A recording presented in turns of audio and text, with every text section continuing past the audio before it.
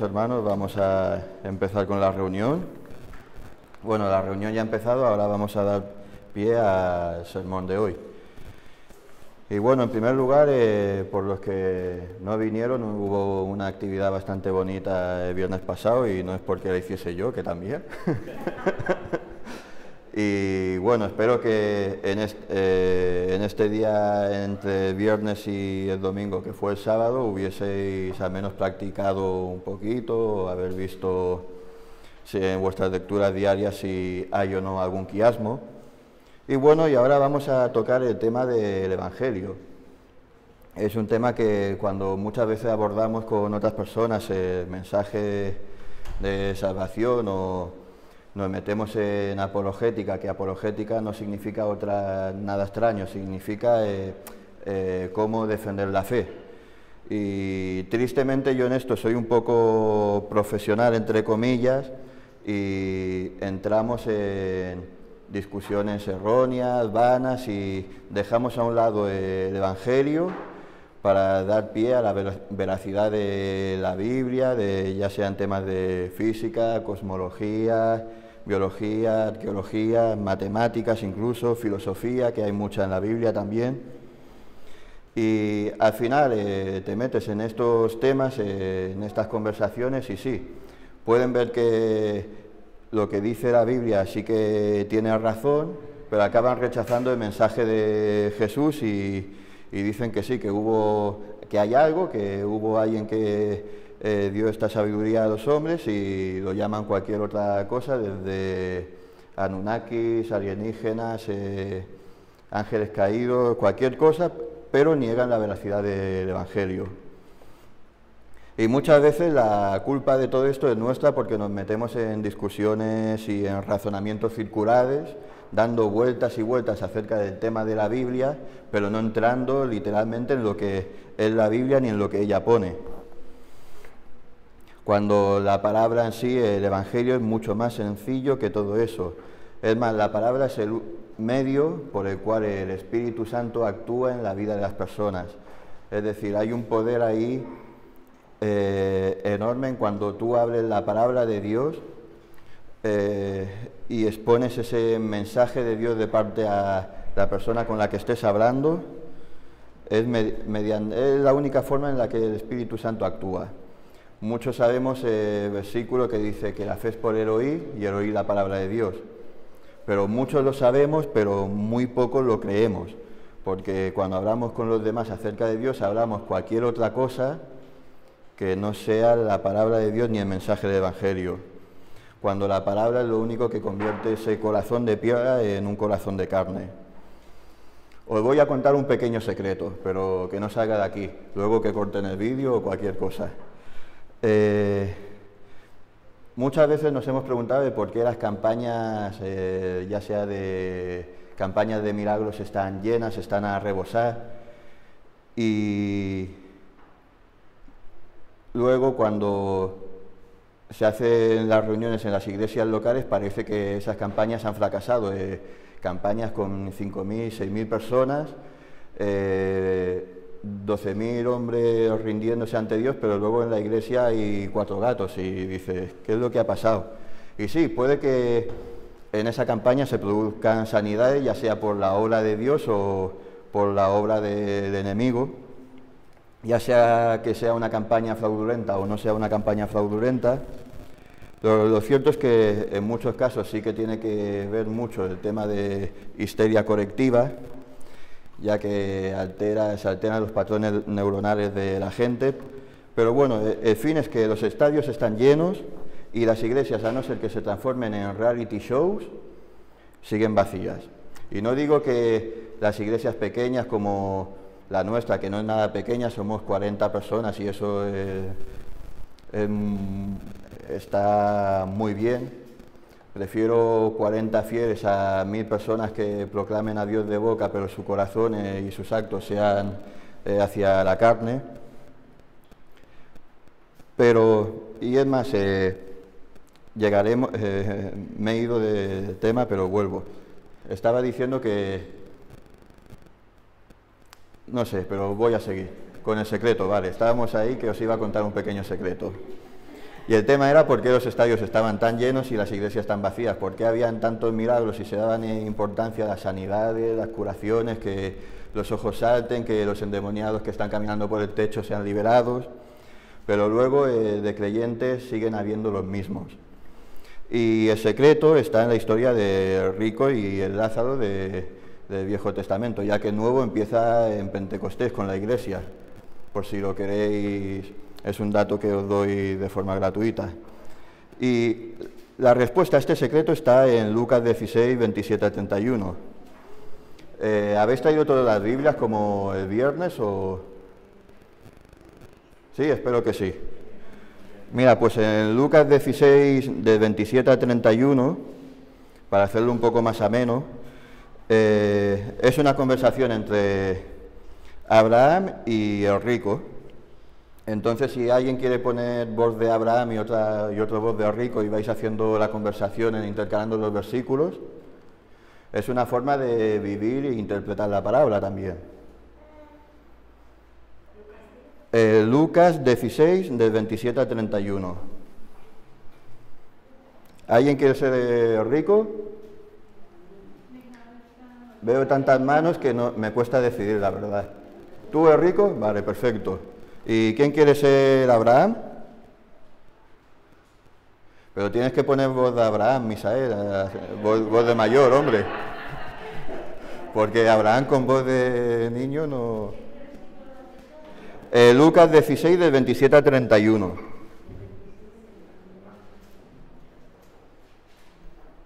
Venga, mi padre que lo veo muy animado. ¿Vale? Empieza con el versículo 27, pues sería rico. Así que con voz de afligido. Lucas 16, del 27 a 31.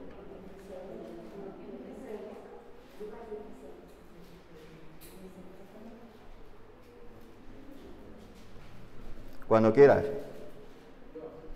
Sí, ¿no? Ibas a... Entonces le dijo, te ruego, pues, padre, que le envíes a la casa de mi padre, porque tengo 5 hermanos para que les testifique, a fin de que no vengan ellos también a este lugar de tormento. ¿Ramón? A Moisés y a los profetas tienen, óiganlos. Él entonces dijo, no, padre Abraham, pero si alguno fuere a ellos de entre los muertos, se arrepentirán. Si no oyen a Moisés y a los profetas, tampoco se persuadirán, aunque alguno se le levantara de entre los muertos. Aquí está la respuesta a la pregunta que nos hemos hecho. Por muchas campañas que haya, muchos milagros, muchas sanidades, si no es a través de la palabra de Dios, no hay perdón de pecados. Solamente es a través de la palabra y del Evangelio de Cristo. Da igual el libro que use, ya sea Génesis, el Apocalipsis, los Salmos, un libro histórico, pero tiene que ser la palabra, mediante la cual apuntes hacia la persona de Jesucristo. Para los que estéis aún con dudas de qué es esto del Evangelio, que Evangelio no significa otra cosa que buenas noticias, el texto que vamos a tocar hoy está en 1 Corintios 15, del 1 al 6. Dejo unos segundos para que lo busquéis y así lo leéis conmigo. 1 Corintios 15, del 1 al 6. Y dice así: Ahora pues, hermanos míos, les hago saber el Evangelio, les hago saber las buenas noticias que les he proclamado, las cuales aceptaron y en las cuales permanecen firmes, y por el cual son salvos mediante la palabra que les he dicho, si la retienen. De lo contrario, habrán creído en vano. Porque en primer lugar yo les entregué lo que recibí, que Cristo murió por nuestros pecados, como está escrito, y fue sepultado y resucitó al tercer día, como también está escrito. Y se apareció a Pedro y después a los 12. Y luego apareció a más de 500 hermanos a la vez, de los cuales muchos viven y algunos ya han muerto. Y en primer lugar es que la salvación es a través de estas buenas noticias llamadas Evangelio. No nos olvidemos, está diciendo Pablo, de lo que hemos recibido, de lo que cambió vuestra vida, de lo que si creísteis por milagros, por campañas, si creísteis por los hechos o por cualquier otra cosa que no sea el Evangelio puro y duro, al final habrás creído en vano, porque los hechos no salvan a nadie.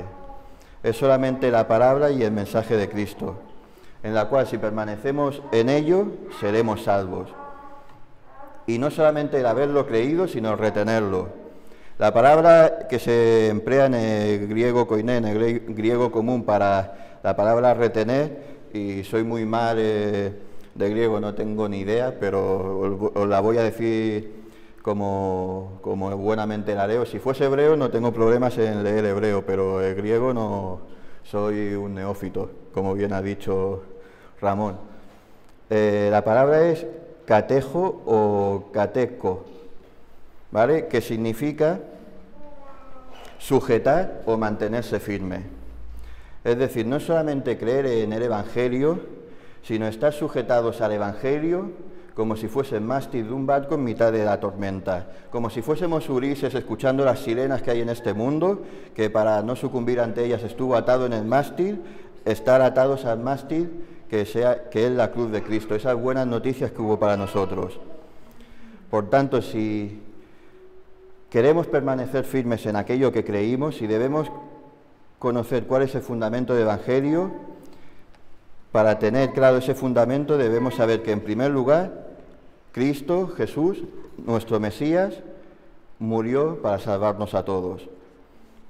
Y es que Cristo murió por nuestros pecados, aquello que llevaba profetizado desde la entrada del hombre al mundo a través del protoevangelio, ese versículo de Génesis 3:15, que fue desarrollado posteriormente a través de la Pascua, de aquel sacrificio pascual en Egipto, y que fue explicada y detallada a través de Levítico 16-17, hasta contado en los Salmos, en Isaías, cumple su sacrificio y su cumplimiento a 100% en la muerte de Cristo.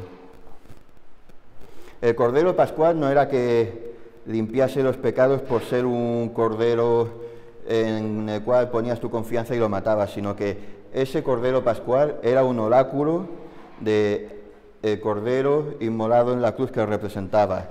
El Cordero era la figura que apuntaba hacia ese Dios hecho carne que moría por cada uno de nosotros. Y es que, como vimos también el viernes, ese Dios que creó todo se hizo hombre y miró a cada uno de nosotros con amor, al igual que aquel joven rico, y defendió sabiendo que las obras de los hombres eran malas y que no teníamos remedio, pero murió Jesucristo satisfaciendo la justicia de Dios por el pecado. Shakespeare llamaba a ese pecado original, a ese pecado. Hemos banalizado mucho la palabra pecado. Pecado significa fallar de blanco. Si yo dijese que tú eres un pecador, diría, bueno, todo el mundo es pecador, pero si te dijese, tú eres una escoria, ¿verdad que los oídos te chillarían? Y si dijese otras palabras, te chillarían aún más. Pues el pecado es escoria, es todo aquello que falla nuestro propósito de vida. Shakespeare llamaba a ese pecado el defecto trágico, aquello que, igual que los padres de la filosofía griega no entendían en cómo, da igual que fueses un héroe, da igual que fueses un semidios en la cultura griega, da igual que fueses un protagonista de una novela de Shakespeare, que siempre había algo en lo cual tropezabas, esa elección incorrecta en la cual caías, y tu vida inminentemente, por muy protagonista que fuese, se veía abocada al fracaso y a la muerte y destrucción.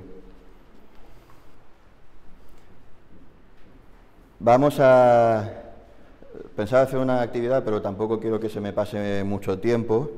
Pero bueno, yo soltaré unas cuantas preguntas, porque eso de que somos pecadores suena muy impersonal. Pero si hacemos una pequeña actividad y yo suelto preguntas al aire, no me las contestéis todos a la vez, por favor, sino en vuestras mentes. Tampoco vamos a dejarnos mal ante las cámaras. Si fuese sin cámaras, entonces ya sí. Pero bueno, imaginémonos que estamos en un juicio todos y subimos al estrado como acusados, y los 10 mandamientos, toda la ley, es el espejo moral de Dios, es a través de lo cual Dios ve la santidad de las personas. Y vamos a tocar algunos mandamientos. Hay uno que dice: no mentirás y no darás falso testimonio. ¿Y cuántas veces, no hace falta que levantemos manos ni de esto, cuántas veces hemos mentido? Muchísimas. Y a alguien que miente se le llama mentiroso, básicamente. También dice en los mandamientos: no robarás. Y aunque fuese un bolígrafo, un lápiz en el colegio, dinero de la cartera de los padres, cualquier cosa. Y todos hemos robado. Y entonces ya vemos que somos mentirosos y ladrones. También se dice: no matarás. Y aquí dice: no, bueno, yo eso no lo he cumplido. Pero es que Jesús lo complementó y dice: cualquiera que mirase con odio a su hermano ya cometió esa falta. Entonces, ¿has pensado mal de alguien? ¿Has odiado a alguien? Ya has matado en tu corazón a esa persona. Entonces somos mentirosos, somos ladrones y somos asesinos. Luego se habla de honrar a vuestro padre y a vuestra madre. ¿Y cuántos aquí nos hemos enfrentado a ellos en alguna vez en la vida y no les hemos tenido el suficiente respeto? Todos, la gran mayoría. Podríamos seguir así con todos los mandamientos, pero hasta aquí creo que ya siendo mentirosos, ladrones, asesinos, creo que no vamos a humillarnos un poquito más. Pero pensemos en medio de esto y, por ejemplo, sería muy ilógico que pensemos: no, pero bueno, yo a fin de cuentas no soy tan malo como otras personas, entonces no creo que el Señor me juzgue porque tampoco he sido un genocida como Hitler o...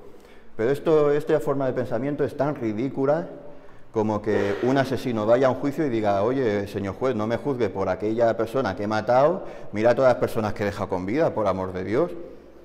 No he matado ni a mi suegra, ni a la mujer, solamente he matado al vecino que me caía mal. A que sería directamente para darle 2 tortas y meterlo en el calabozo. Pues con nuestras excusas pasa lo mismo. Y menos mal que por la gracia de Dios a veces las tortas que nos tendría que dar no nos las da. La justicia de Dios debe de ser satisfecha y por lo tanto ya somos todos culpables, somos pecadores, hemos fallado blanco y nos merecemos arder en el lago de fuego. Pero imaginaos que en el medio del juicio aparece alguien que no tenía nada que ver con nosotros y le dice al juez: señor, señoría, yo voy a pagar por el crimen de aquella persona. Y eso fue lo que hizo la persona de Jesucristo. Pagó siendo inocente, no teniendo nada que ver con nuestro pecado, pagó con nuestra condena para que nosotros pudiésemos empezar de nuevo. Y empezar con aquella nueva vida y empezar a tener un nuevo sentido a vivir. Y esto es lo que celebramos también cada día que hagamos la Santa Cena. Estamos rememorando como aquella persona que no tuvo nada que ver pagó todas nuestras faltas.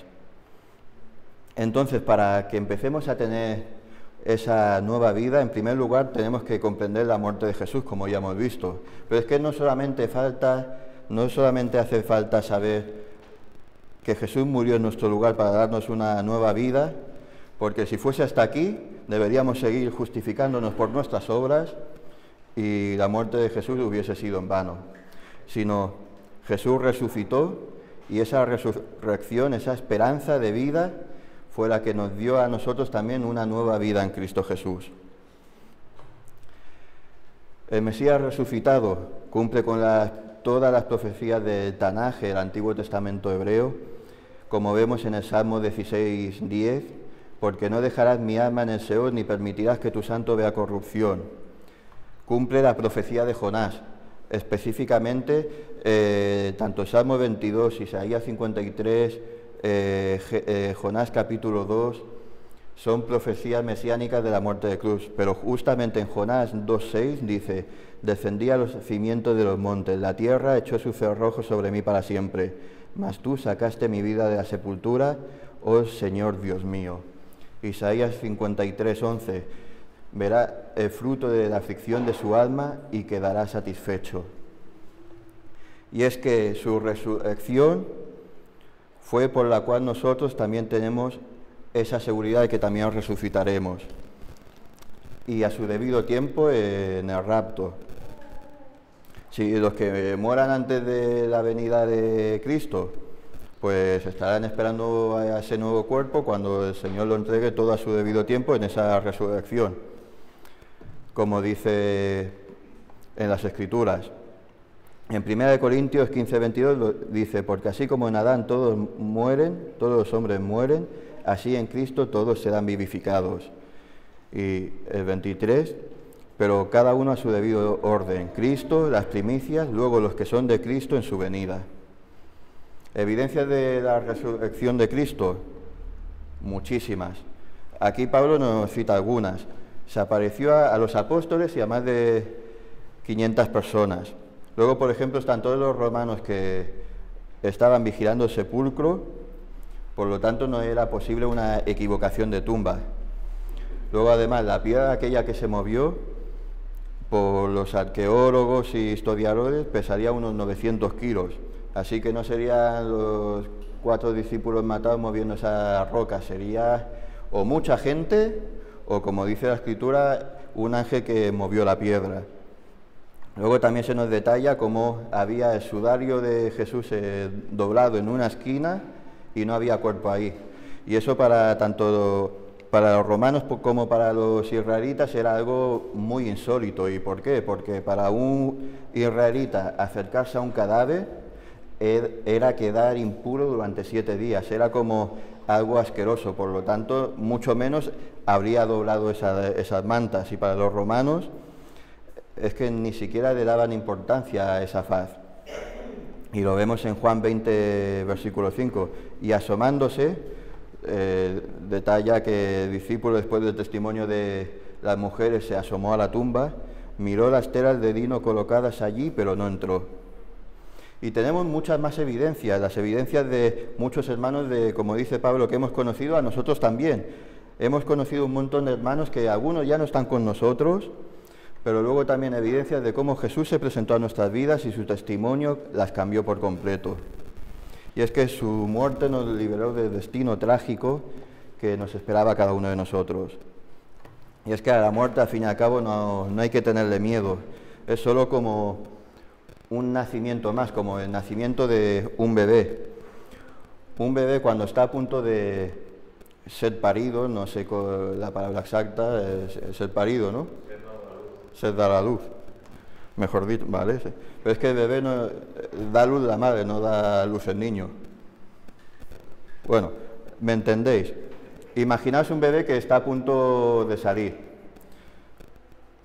Deja de respirar por unos momentos por el cordón umbilical. Su vida se rompe lentamente. Aquellas aguas que le daban soporte vital y que sostenían todo su mundo, dejan de estar allí de repente. Empieza una lucha agónica por seguir estando con su supuesta vida. Siente dolor, su cuerpo se empieza a comprimir lentamente. Todo lo que él conocía y era su mundo se empieza a desmoronar. Y cuando llega el más profundo dolor, ve un destello de luz brillante y sus pulmones se empiezan a llenar de algo llamado aire. Ese dar a luz es como nuestro nuevo nacimiento. Para algunos será más agónico, para otros menos agónico, unos morirán deprisa, otros no, otros ni siquiera veremos la muerte. Pero esa nueva vida, para los que están en Cristo, será un nacimiento nuevo para gloria. En cambio, para los que no son de Cristo, será un nuevo nacimiento para dolor y agonía. Estamos aquí con nuestra condena, con este cuerpo hecho de barro, de carbono, Esta es otra cosa curiosa, no me quería meter en apologética, pero me voy a meter. Se nos dice que Dios creó del polvo de la tierra roja al hombre Adán. Y es que justamente nuestra composición química se compone de los mismos elementos del polvo, carbono, nitrógeno, todos los mismos elementos, calcio. Pero bueno, voy a seguir al tema, que estaba por aquí, creo. Hablábamos de que no hay que temer a la muerte. que solamente es un cambio de chasis. Imaginaos, por ejemplo, los que estamos un poquito estropeados o los que están más estropeados aún, nuestros cuerpos no tendrán nada que envidiar a Brad Pitt. Y los que tenemos a la mujer al lado, pues seguirán igual de preciosas porque no vamos a querer dormir en el sofá, pero lo estarán aún más. En 1 Corintios, acerca de unas pequeñas pistas, luego ya estudiáis el tema en profundidad en vuestras casas. 1 Corintios 15, 53 al 54 dice: porque esto corruptible se vestirá de incorrupción, y esto mortal se vestirá de inmortalidad. Y cuando lo corruptible se vista de incorrupción, parece un tragalenguas, pero lo vais siguiendo, y esto mortal se vista de inmortalidad, entonces se cumplirá la palabra escrita: la muerte es sorbida por la victoria. Y luego más adelante, en 1 Corintios 42 a 49, se nos dice que tendremos la misma semejanza que tenía Cristo. Dice: del mismo modo es también la resurrección de los muertos, la siembra en corrupción resucita en incorruptible, la siembra en deshonra resucitará en gloria, y la siembra en debilidad resucitará en poder. Se siembra el cuerpo natural y se resucita un cuerpo espiritual, porque hay un cuerpo natural y un cuerpo espiritual. Así también está escrito: el primer hombre, Adán, llegó a ser un alma viviente, y el último Adán un espíritu vivificante, pero no fue el primero el espiritual, sino el natural, y después fue el espiritual. Primero es el hombre terrenal de la tierra, y el segundo es el hombre del cielo, el Señor. Y como es el terrenal, así somos también los terrenales, y como es el del cielo, así serán también los celestiales. Así como vestimos la imagen del que es en la tierra, vestiremos a la imagen del que es en el cielo. Y si queréis saber las características de ese cuerpo celestial, os invito a leer toda la vida de Jesús y todas las características de su cuerpo desde que resucitó. Así que os mando también un poco de deberes.